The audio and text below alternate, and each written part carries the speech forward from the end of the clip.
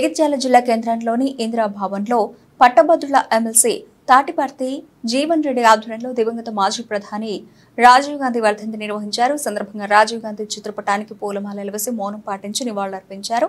ఈ సందర్భంగా ఎమ్మెల్సీ తాటిపర్తి జీవన్ రెడ్డి మాట్లాడుతూ రాజీవ్ గాంధీ భారతదేశంలో సాంకేతిక విప్లవానికి నాంది పలికారు. ప్రపంచ శాంతి నెలకొల్పేందుకు కృషి చేశారు. స్థానిక సంస్థల్లో మహిళలకు రిజర్వేషన్లు కల్పించేందుకు కృషి చేశారు.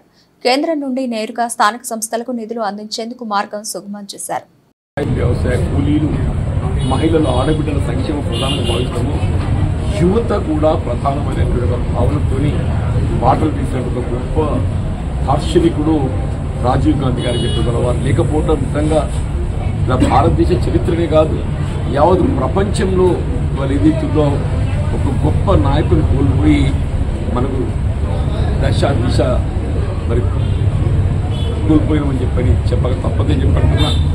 ఇదే ప్రతి కాంగ్రెస్ వాది, ప్రతి భారత పౌరుడు ఇవాళ స్వర్గీయ రాజీవ్ గాంధీ గారిని ఆదర్శంగా తీసుకునే విధంగా ఇవాళ ఒక శాంతి దూతగా చెప్పారు. శాంతి దూతగా ఇలా ప్రపంచ శాంతిని కాంక్షించేటువంటి ఒక నాయకుడిగా చెప్పండి.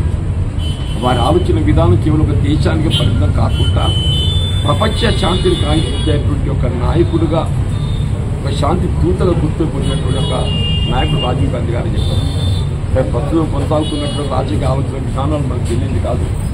ఎంతవరకు స్వార్థ చింతనతో సమాజంలో మత విద్వేషాలు రెచ్చగొట్టడమే కానీ దాని సమాజాన్ని ఏదైతుందో ఉగ్రవాదం అనే నెపంతో ఏదైతున్నదో రెచ్చగొట్టడం కానీ జరుగుతున్న పరిణామాలలో ఇలా కాంగ్రెస్ పార్టీ యొక్క ఆలోచన విధానం మనకు ఆదర్శనీయంగా ఉంటుందని చెప్పని భావిస్తూ వీళ్ళందరం కూడా ఇలా కాంగ్రెస్ పార్టీ బలోపేతం, రాజీవ్ గాంధీ యొక్క ఆలోచన ఆశయాలకు అనుగుణంగా అందరూ కూడా కలిసికట్టుగా పనిచేయడానికి ముందుకు పోవాలని చెప్పని నేను అందరికీ సవనీయంగా కోరుతూ సెలవు తీసుకుంటున్నాను. జై హింద్.